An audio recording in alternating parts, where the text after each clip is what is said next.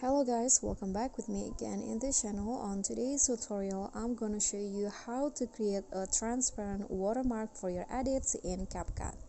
So first, just open or import a green screen background to the CapCut and add the text or your watermark in here.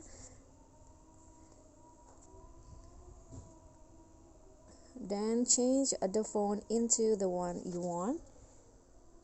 And here this is optional, but you can also add shadow. Go to style, click on shadow. I'm going to use black.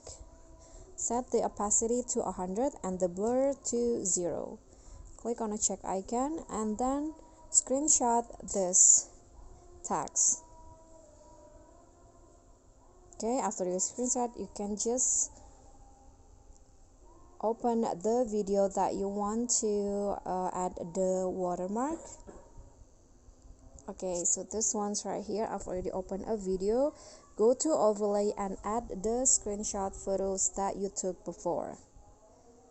Okay, then go to edit and crop the photo only to the green screen part like this. Click on a check icon and then zoom it in.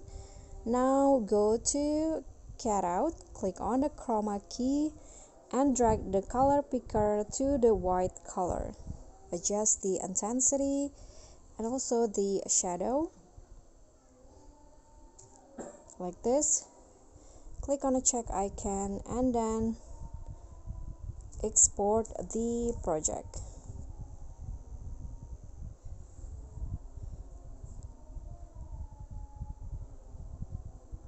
Click on done. Open the video before, delete the overlay and add another overlay, which is the video that you just saved. Okay, now go to edit again and crop only to the green screen part. Oops.